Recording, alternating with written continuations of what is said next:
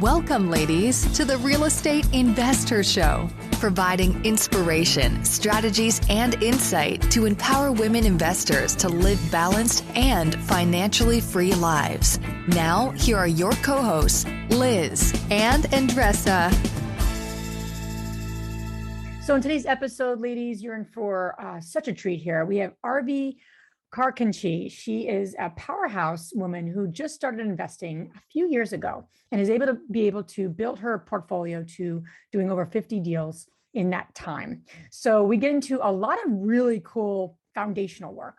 And she actually brings us through an amazing process that pretty much gave her the foundation to scale, right, Andressa? That's correct.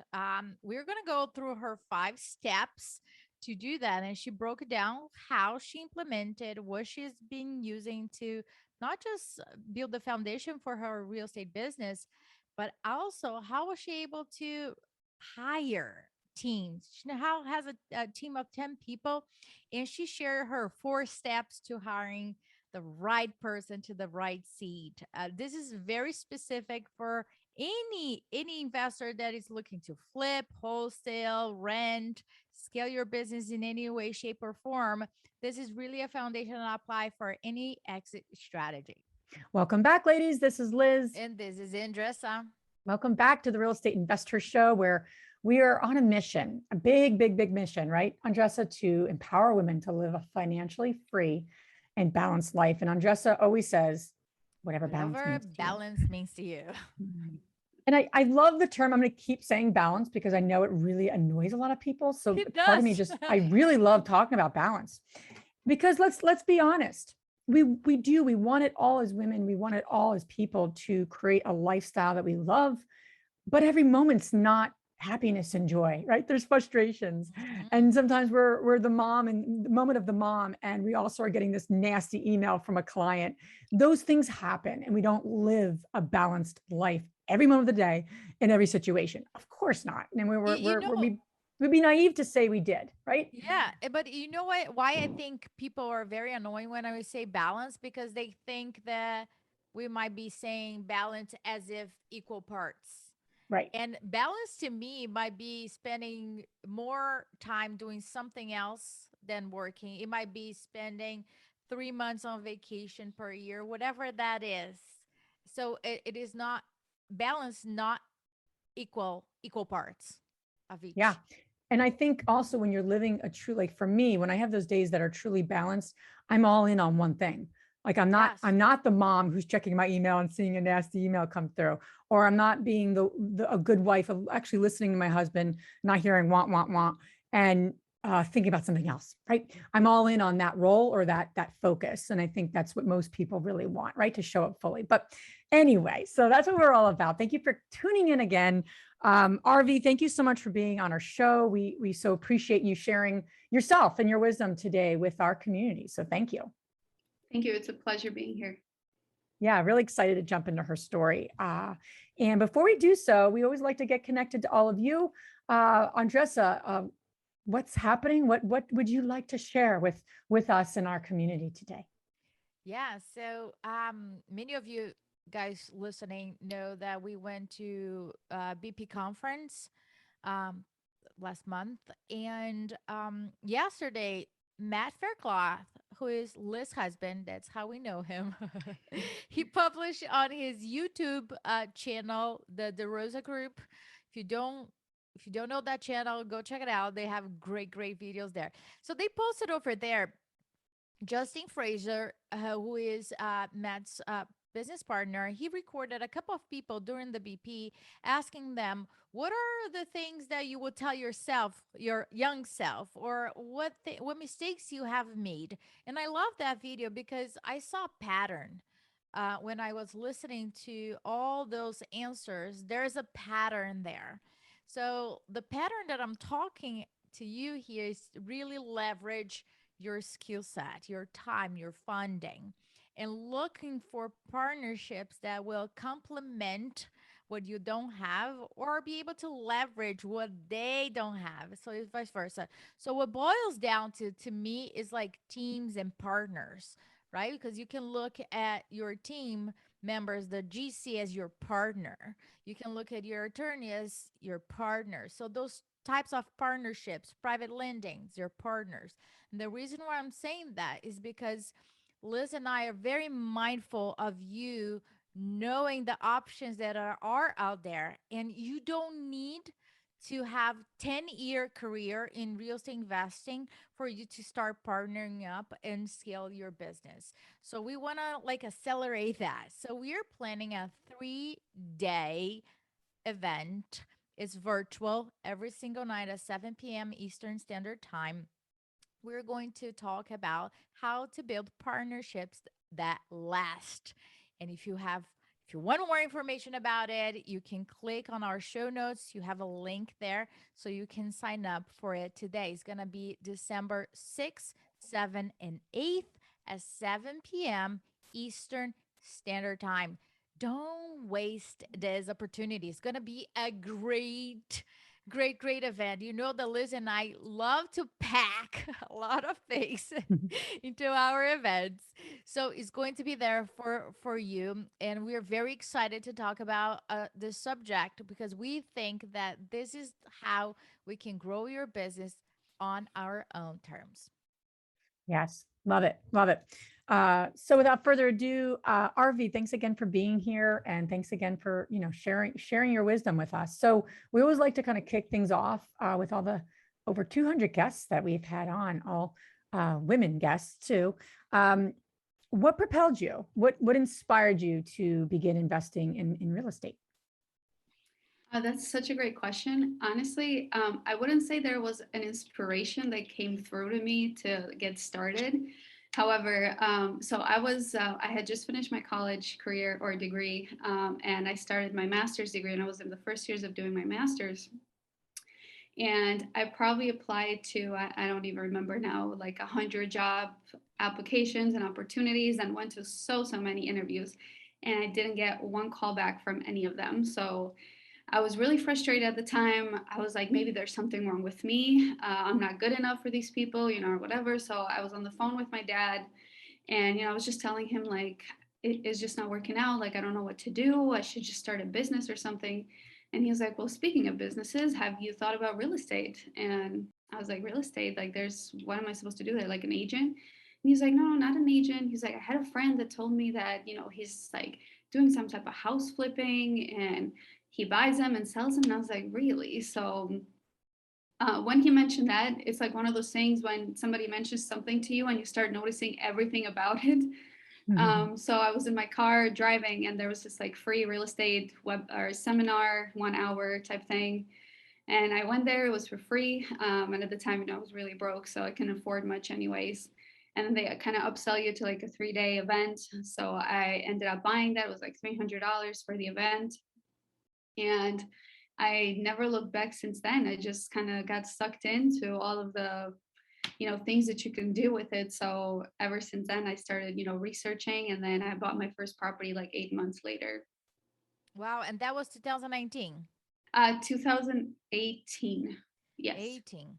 Wow. Our years go by fast. Yeah, right. So from there to now, in just a couple of years, you were able to flip wholesale deals. And it's not like this, okay, 2020 was very interesting, right? And 2021 right. as well.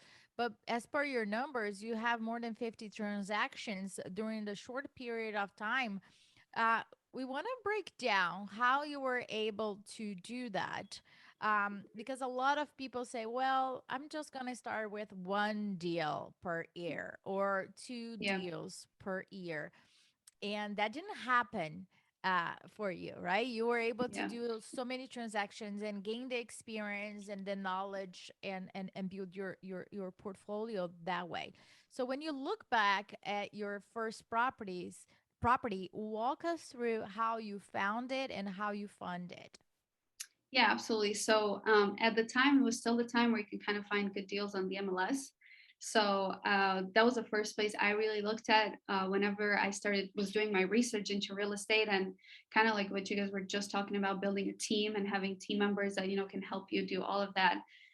One of my ladies at the career center at my master's program, her husband was an inspector, a house inspector. So I talked to her and I was like, listen, this is what I'm trying to do. And she's like, oh, my husband would be a great connection. Talk to him, see if there's anything he can help you with. And I was like, great. So I called him and I was like, hey, this is what I'm looking to do. I was like, I don't have any experience in looking at these properties, how much work they need or any of that. And he was like, oh yeah, I can definitely help you with it. And I know you're just getting started. So, I'll help you out with the pricing too. It's not going to be, retail pricing. But he was like, but I think you should really connect with my agent because she's a great, great lady and has so much experience in this market. So he connected me with her and she was so great. She worked with investors. She understood the investment part, not just the retail side. So that's when we started looking at houses and she was sending me, kind of like these emails and taking a look at properties. So that's where I found my first one. And then in terms of private lending, same thing. I was at the time, again, I was just doing my research. I attended this free networking event for real estate investors. And I was like one of the youngest one at the time over there. And I just was making connections with people. And one of the guys that was there, he's like, hey, I'm a private lender. I just started, doing this. I'm trying to do it full time so that I can make money, passively for my family. And I was just kind of sharing my goals with him.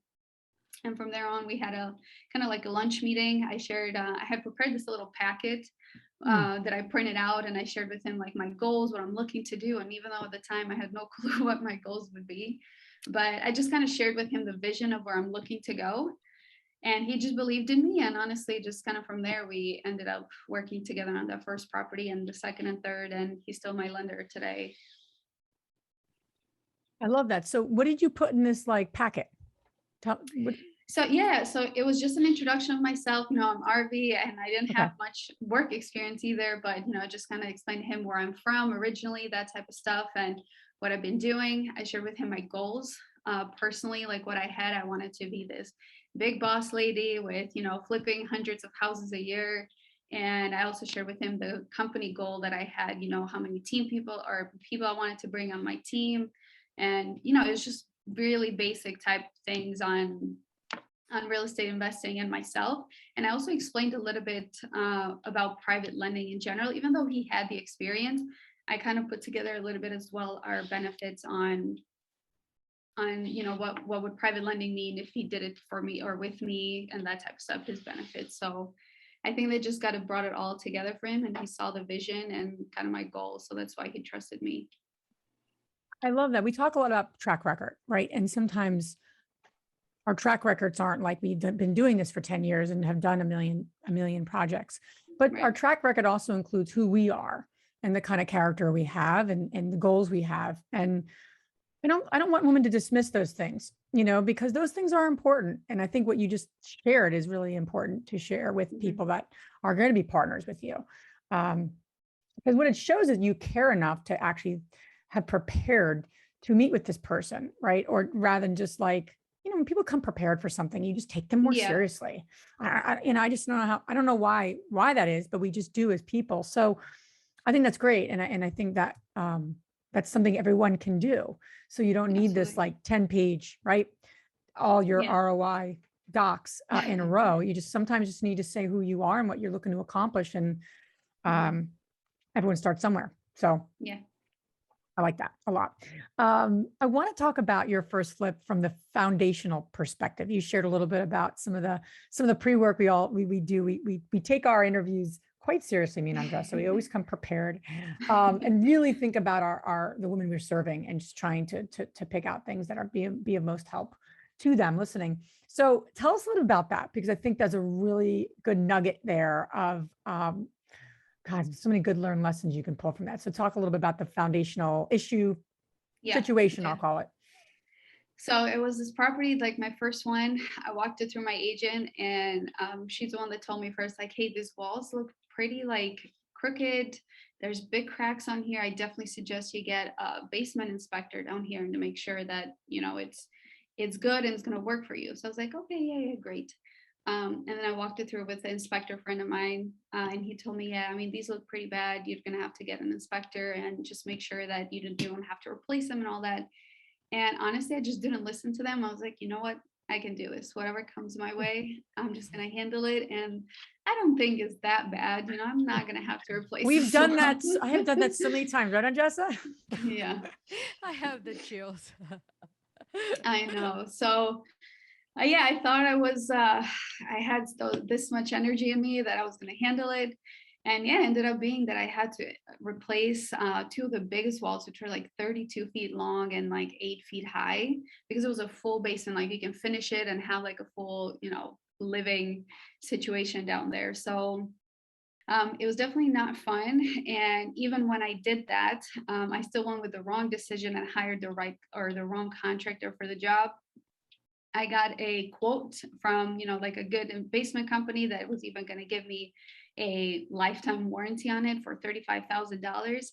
And I was like, you're crazy. I'm not going to spend that much money on this basement. So I got another contractor and he gave me a quote for 15,000. So I should have known. Yeah. So I should have known there was something wrong there. But I ended up going with him, and it took like 6 months. No, probably even more than that, probably like 6 to 8 months to get it done. And even when it was done, there was still leaking through the wall. So it wasn't done the right way with the waterproofing. So then I ended up hiring the first company that gave me a quote to kind of fix it up, and ended up spending like 45,000 on that, on the walls alone. So yeah, definitely a lot of lessons learned there. And the first thing that I learned is that I'm not good with contractors or handling like budgets, you know, and inspections and all that type of stuff. So I was like, I need somebody to help me do all of this for me. So walk me through with that, right? Because Mhm. did you make that decision that you're not good with contractors and budgeting based on that experience alone, or there were other things that you evaluate your strengths, or it was a strategic business decision? I wouldn't say the time was so much strategic, as more like I was just really overwhelmed. And at that point, I started doubting myself. And during the time that I had my first property, while all the foundation work was going on, I couldn't do much but wait. So I ended up buying another property. So I kind of started, I didn't have obviously the same problems with contractors, but I still had issues with them. So after that second house, I was like, I really need somebody. Like, I'm done handling these people myself because I'm just not good at it. So it was like a little bit of me being overwhelmed, but also strategic. Now, when you see back at it, it's like, okay, you understood that, you know, I wasn't good enough for it. And it's not my skill set to handle contractors. So I need to outsource that. So talk to me about the outsource, how you found that person and how you knew that that person Mhm. was ideal for that job. Yeah, that's a great question. So the person was actually my boyfriend at the time, my fiance now. I just remember like he at the time was in Florida and was going through his own like sports and coaching. That's what he wanted to do with his career. But he was struggling with making money there too, because I don't know how familiar you guys are with sporting and coaching, but coaches, like especially in the beginning, they don't make a lot of money. It's all about free work and just kind of showing your worth. So he was kind of fed up with that at the time. And I was fed up with my stuff, and I was just kind of complaining to him all the time on the phone, like, I can't handle this. Like, I need to find somebody now. And he was like, let me come and help you out for like a couple months in the summer when he didn't have school and sports. And he was way better in it than I was. And he was, from there on, he's like, okay, do you need my help? Like, should I come into the business with you? Do you think we can handle it? So yeah, so that's pretty much how it started. And I didn't really know he was going to be good at it. I guess being a man could have something to do with it. I don't know. But I also know strong women that are really good at handling contractors. So maybe it just was a personal skill that I didn't have. Yeah, you know, that's interesting. So he comes in, and what about, I just want to dissect this for everyone listening too, because there's two things I think Andressa was kind of speaking of, and I think the women in our community, we know really well. So I'm almost thinking as though they're listening to this. Part Yeah. of it is sometimes second guessing ourselves, right? We're actually good at something, but we don't fully believe it. We're getting a little beat up. You know, Mhm. and what happened, you know, to you of the foundational, you know, example. Then there's the other side of like, am I actually equipped skill wise and interest wise and like personality wise Yeah. to do this, right? As I scale, because you've been able to successfully scale quickly. in a way that most people don't. So that's interesting. That I just think it's interesting to hear. It sounds like he, had the skill set, right? Mhm. To handle. Is he tend to be more like a project manager? Like, is he good at managing timeline and budget? Mhm. Yeah, for sure. He's Okay. definitely way better at that than me. And I think once we've talked about it, past that point is, I think it comes down to how we were raised too. So he's always been involved in sports and teams, and he's always been like a captain and training people and keeping people accountable for their actions. Mm. And I was really never in the sports world. Like I never really had teammates that I need to be accountable on, or people that really held me accountable on the sports side. So it's always been kind of just me on my own, doing my thing. And I'm a little bit soft at heart too. So when contractors would come at me with like, well, I just need this extra payment because, my wife this or my kid this, I'd be like, okay, fine. He's in a bad situation. Let me help them out, even though it was not my spot at all. But with him, it's more like kind of cutthroat. Hey, you told me you were going to do this. You haven't done it. I can't pay you, period. Like, I'm sorry what you're going through, but I'm going through my own stuff Yeah. too. So I think the sports kind of thing had to do with him a little bit more than I did on the skill set. No, I just wanted to share that, looking back on my first deal, if I were to say, did I do a good job? Was I proud of myself on how I managed my first contractor? The answer is no. Mhm. Um, I overpaid for it. The job got done, yes, but I overpaid for it. I didn't know how to manage it. I didn't. I didn't feel like, oh, I found my spot. I can't Yeah. wait to do this 15 times, which I ended up doing, right? Doing an average of 15 projects at the same time and scaling, doing commercial. At that moment, when I finished my first project, if I were to do an evaluation or make a decision about, okay, am I equipped to do this? The answer will be no. So, what I would like to share with all the women that are listening is that there's two different ways that you can look at this over here. Is this a skill set you're interested in learning about it, and then you go forward and then you acquire that skill set? No matter what you do in real estate, I don't care what exit strategy you pick, you've got to know your numbers. I don't care. Because if you don't know your numbers, you're not going to even be able to manage somebody to understand if the numbers that that person is saying is correct or not.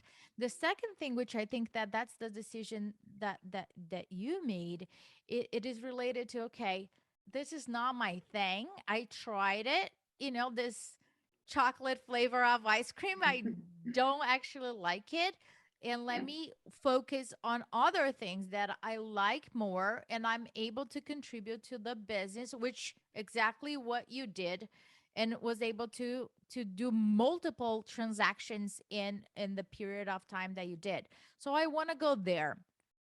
You talked about the five steps of building a foundation for your real estate business.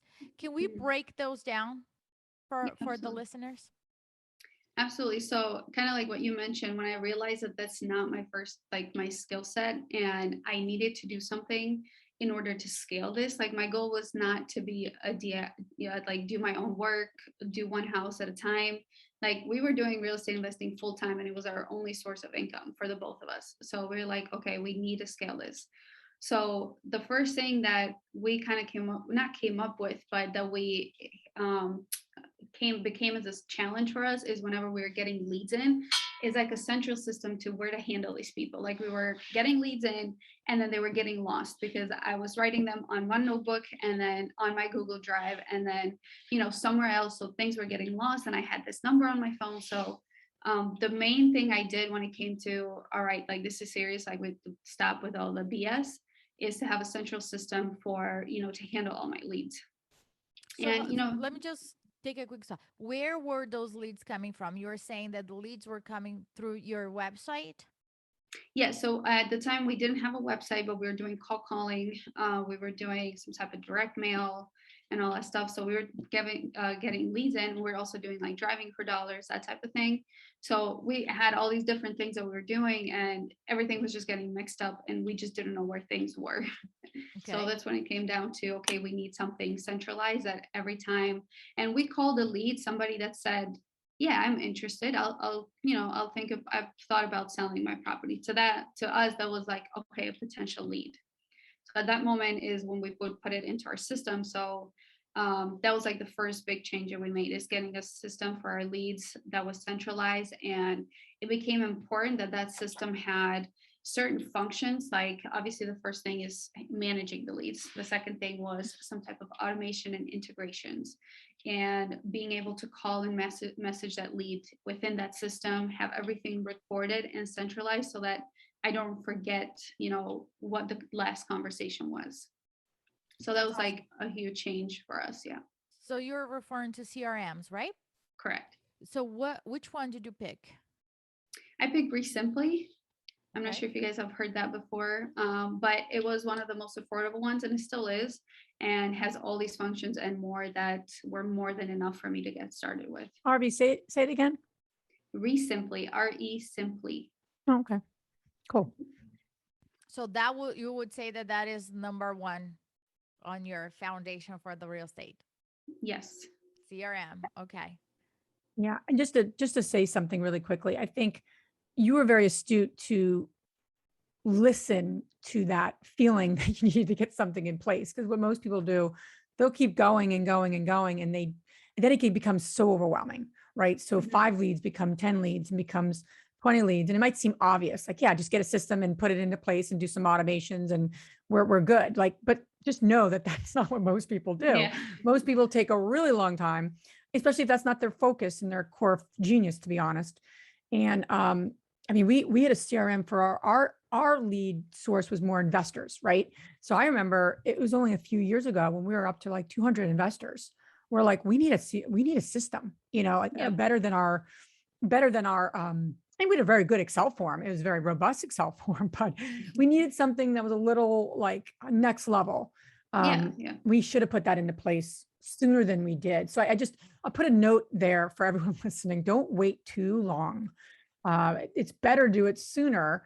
Like in your case, Arvi, that you did it and you nipped it in the bud, so you can really scale more peacefully. I think women make it happen either way, but we just put this additional pressure on ourselves. That's unnecessary, quite honestly. So I just wanted to say that quickly. Yeah. And I was going to say, it's fine when you have like 5 or 6 people that you can call as leads or, investors in your case. But once you scale to more than that, you start forgetting what you said to these people, the last time. And my the line I drew was when I lost this guy's number that I really wanted to call him back. And I just couldn't find the piece of paper I wrote it on. So I finally found it after 2 weeks, and I call him back and he's like, oh, I already sold to someone else. Oh, what a good lesson. That really hurt. So at that point I was like, all right, this is it. I'm done. Like, this hurts really bad. Yeah, exactly. Because a lot of people say, oh, I'm going to pay for a CRM. It's expensive. So in that case, how much was the lost profit there, potential lost profit that happened in that deal? How much was that? I would say at a minimum that was a wholesale deal, which was like a $10,000 wholesale fee. So yeah. Put that into your CRM. Right. You just invest it there. All right. That's really neat. So let's talk about number one. The other items, right? Yeah. The second lesson that I really learned was marketing. This is probably like your biggest expense for the business whenever it comes to having, no matter in real estate or something else, is marketing, because you need to bring leads in, and those leads are going to convert you into money, your payday and all that stuff. And whenever I started doing marketing in the beginning, it was like on and off, because I was like, oh, it's expensive. Like, let me just try and get something, so I would stop it for a couple months and do something else.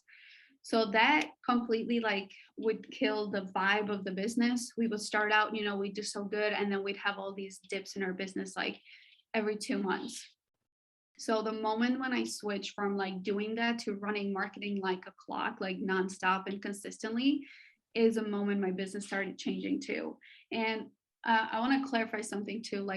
I don't mean marketing where I'm spending $20,000 a month or something like that, because I didn't have that. So I just meant marketing, whether that's yourself cold calling or direct mailing or whatever it is, just be consistent in that.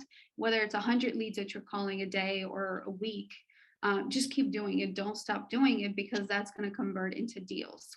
So that was like our major, like second, like turning point in the business as well. We were doing marketing nonstop, and it's super important that you know kind of like where you're pulling your list from, how often and what kind of list, and that you have processes in place for these things, and who's going to do it too. Like, is it going to be you? Is it going to be someone else that you're paying, a VA, you know, whatever that is.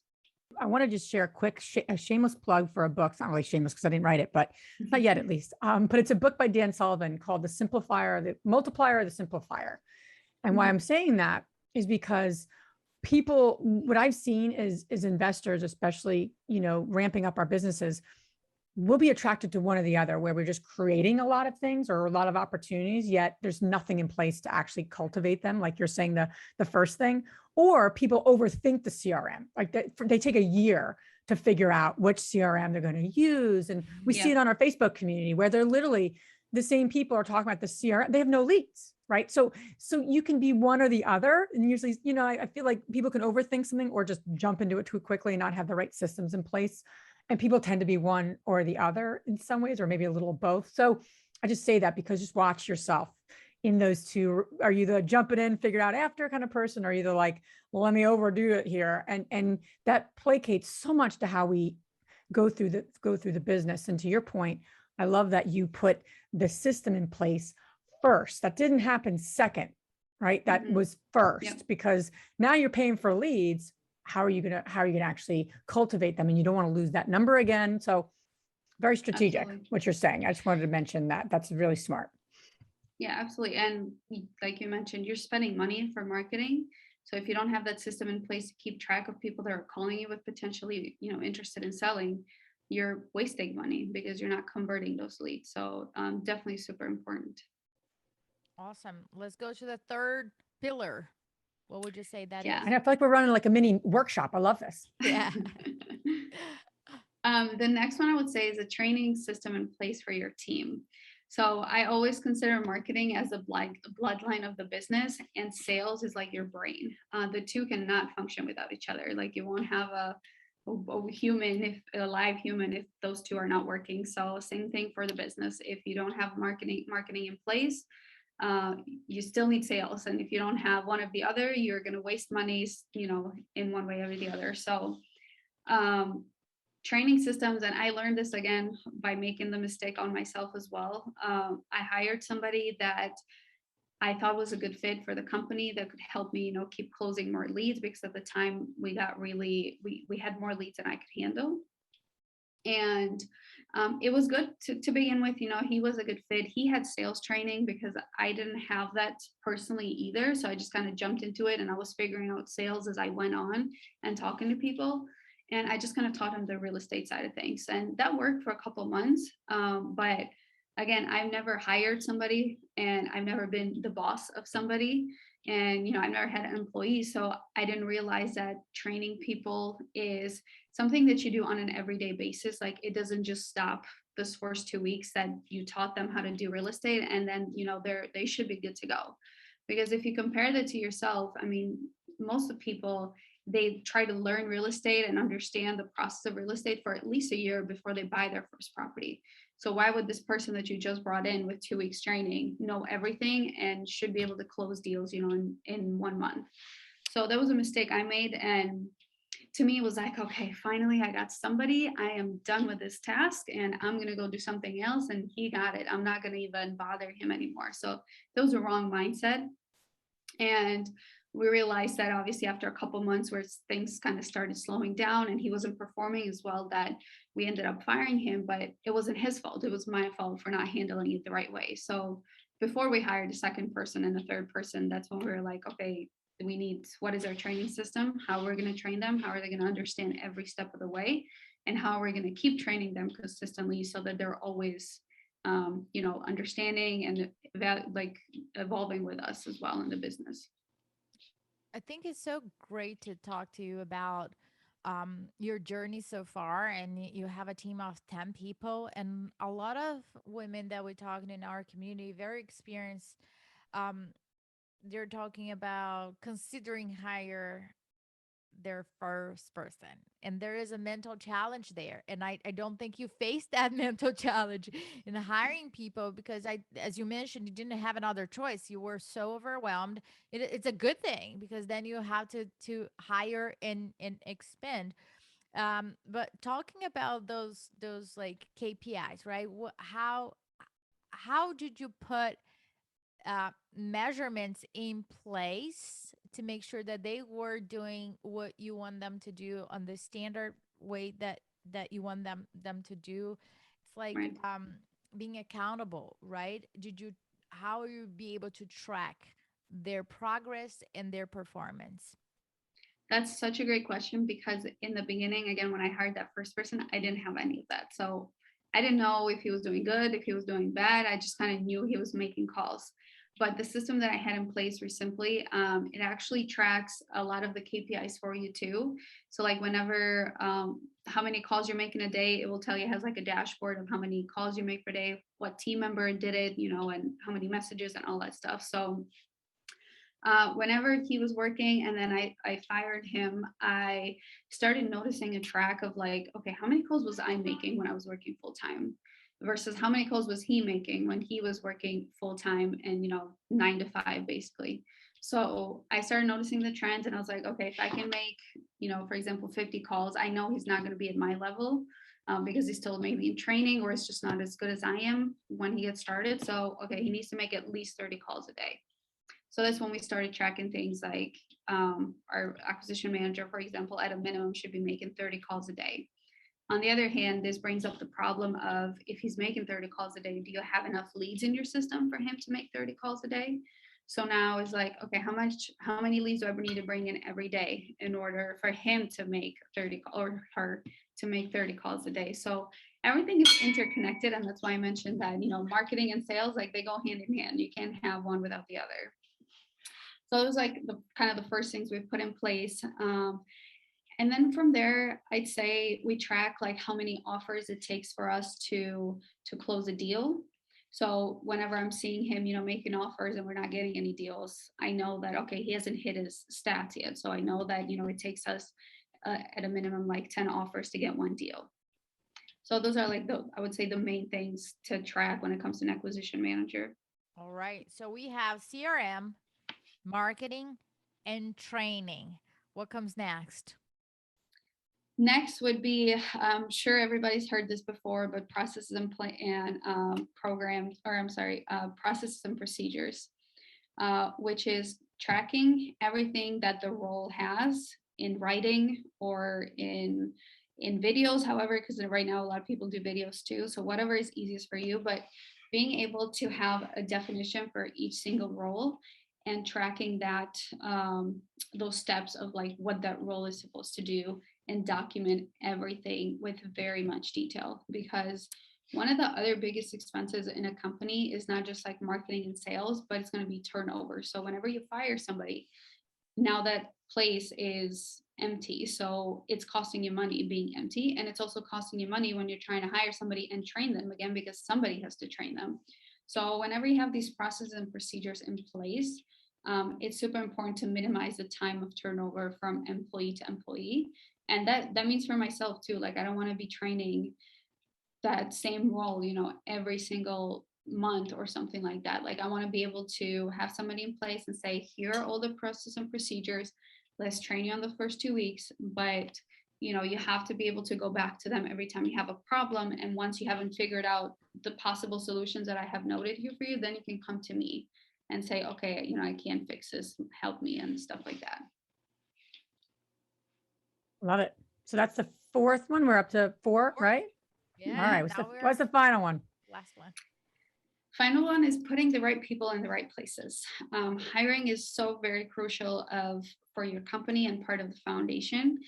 And if you have everything else in place, but you have the wrong person doing, the wrong position, it's still going to cost you money. And it, like we mentioned, that turnover is going to be expensive for the company. So in the beginning, when we were hiring, we were just kind of doing like a one type step interview process. If we liked him, it was like, great, let's get you going. Now we have a 4-step interview process, because we're not only want to make sure that you're the right person for the job, but we also want to make sure that you're fitting with the culture of our company. If I can't have a conversation with you and joke about things or just have fun talking to you, it's probably not a good cultural fit, because it just doesn't fit with my personality and the other team members. So there's going to be some type of clashes. So we try to avoid those and have this 4-step interview process system where we try to minimize the risk of having somebody that fits bad in our company. If you could summarize, what are those 4 steps? Yeah, so first step is like a Zoom interview. And then the second step is coming in person and actually being on the phones with, our leads. The third step is coming back in and we just do a team meeting, like a team interview. And the fourth one is meeting actually outside of the office somewhere, like at a bar for a drink or lunch or something like that, to kind of get to know the person personally. Oh, interesting. The last step, because I think that you can gain a lot of information from somebody if Absolutely. you're just having coffee with them.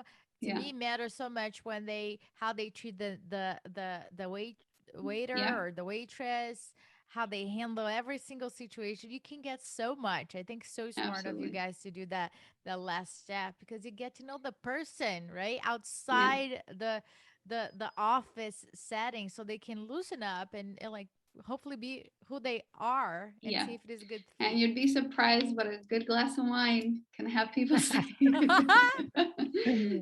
So I like that strategy. I want to make a couple quick points too, because of my background and just knowing some of this from a people perspective. I love how your 5th step is the people. Most people are flip them over, meaning the people hiring the person will be the first thing they do. That was your 5th step. And again, like you really, thank God you let go of the managing of the projects. Like this is where your core genius is. Yes. Be able to scale the way you've scaled and to be so mindful. Like people take a whole career to figure out this stuff. I'm serious. Yeah. This was my field for over a decade. Like, and you say it so kind of humbly, but like, thank God you let go of that. This is where you need to be. Yeah, appreciate but anyway, I love that the 5th one is the people, because that is so helpful, because to just reiterate to the women listening, because it's people go so enamored with the people, and then the lack of process, the lack of systems, the lack of fill in the blank, and then they wonder why that person just didn't measure up. They didn't do what they needed to do. And then to take it to the level of the 4 steps, think about partners too. I know Andres and I talk about partners, and we're always partnering with people in real estate. It's just common JV, whatever, partnerships. But that's why people start as friends. They get to know each other. That there's something to be said about that. Like you're doing it in a very strategic way, right? Social environment, work setting, team, very, very smart. But I would also think about that for people who you start to say, this person might be a great partner for me. Let me do a couple Zoom like connection calls, I call them, right? And then if this is someone who I'm actually really interested in partnering, wouldn't it make sense to spend some time socially with that person? Like that would behoove you not to do that, right? Because you're going to see them in a different light. Not talking about real estate investing. Like, who are these people? What do they value? Andres and I were really good friends for like 5 years before we spent a dime together to do anything. We knew each other, like the trust and the respect. On time. Yeah. You were on time, and thank God I was on time. I didn't know how much I'd piss Andressa off if I wasn't on time. It's a pet peeve of mine. Imagine if I am meeting somebody and I don't get any text saying, "Hey, I'm running late." It's not that I'm That's a like pet peeve this, of mine too. like hardcore Yeah. saying, "Oh my gosh, never late" or whatever. I care when people don't give me a heads up. Oh, listen, this is what's going on. I Yeah. also have a big problem when it's recurring. You're always freaking late. Forget it. I'm not meeting Yeah. with you. And if it is an employee, imagine that. That is out. I'm Yeah. not even very interested in meeting that Absolutely. person. I love it. And I was sorry, I was going to mention real quick, like those 4 interview steps. If somebody is the type of person that is constantly late, it's going to show up in one of those 4 steps. So because if you're constantly late, you just don't have good time management. So it's gonna show up. It's gonna happen. It's gonna Yeah. happen. You have 4 chances. Yeah, exactly. Whoever is late is not gonna make one of those. Exactly. I heard something once, and it's so true. But for the people who like to give everyone the benefit of the doubt, which is, something in my DNA, people teach you who they are. Listen to them. Listen to them the first, second, third time, and Yeah, it's people will, Maya you know, Angelou. okay. Believe what Someone, people tell who they are the first time. okay, Yeah, someone more or absolutely less. brilliant that I completely, sorry, Maya, I adore you, and I completely forgot you said that. But the point being is just that idea of, people will tell you and teach you. We just have to listen, and we have to not always second guess ourselves. So what's next for you? I mean, you're really, you're moving and shaking and created this like powerful system that we've literally just got into this interview. So so fortunate to brainstorm that with you. And I think the women listening really appreciate it, right? Step by step. Women love that, need it. So what's next for you as you're building out? I'm just curious, what's on the horizon? Yeah, honestly, we're just keeping building our systems and our business more than anything. And what you guys said in the beginning kind of hit me too with the balance word, because not everything is about being equal, and not everything is balancing going great every single day of your business or even throughout the year. So we've had some steps back too. We've had people that were working with us and they stepped out. So we're kind of back to filling in those spots now. And honestly, just kind of looking forward to the next year. We have big goals of hitting 100 deals for the year, just for 1 year. So Awesome. that's kind of like our next step and our big goal that we're looking to hit. That's great. And you got such a foundation, which is awesome. And you humbly, so eloquently talk about it as though like everyone's doing this. So kudos to you. And I love how much responsibility you take for okay, this didn't work, and shame on us for not doing that in a mean way, but in a accountability Right. perspective, which is super, super cool. But where can the ladies listening learn more about you and follow you along this great journey you're on? Yeah, absolutely. You can find me on Instagram. It's my first and last name, arvi.carkanji, which is CARKANJI, or at moneymakingduo.com. Awesome. All this information you guys can find on our show notes. Now we're going to transition to our fabulous 3 questions. And the first one is, what's the most transformational book you ever read? Yes, for me, I gotta say was the E-Myth of real estate investing. They have like its own niche for real estate investing, and I read that as one of the first things when I started real estate, and it just really like spelled out the business for me, like the kind of like the main pillars, which is where my kind of 5 foundation steps came from too, because I was like, okay, these are like the 5 things I need to get my business to this level. And I started working on those, one by one, because it's impossible to do everything at once. So that book really transformed like the way I think about business. Great. The second question is, what's the most powerful routine that you do to create a financially free and balanced life? That's a great question.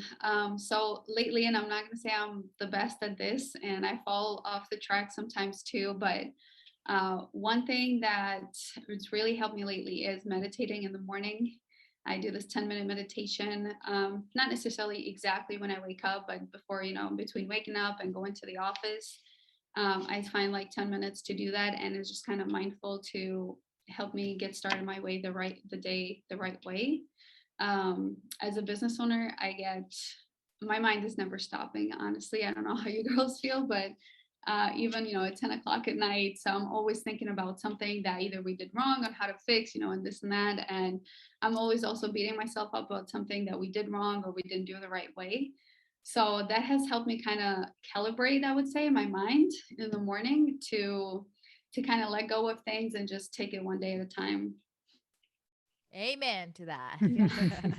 The last question is, which woman, famous or not, has inspired you the most? Yeah, that is so awesome to ask. I would say my current mentor, her name is Tiffany High. She's really demonstrated like a very strong woman for me. And in this business, as you guys know, like it's mostly overpowered by men, and there's nothing wrong with that. But as a woman, you're also looking for somebody to kind of see like, okay, what should I be doing? Or, is this me doing it wrong? Am I doing it right? So I kind of needed like a role model. And she's such a strong woman, such a strong like boss lady. And it's just kind of given me a little bit more power too, and energy to act like that, and be like that and not be apologetic about it. So love it. I love it. Doing it unapologetically. Yeah.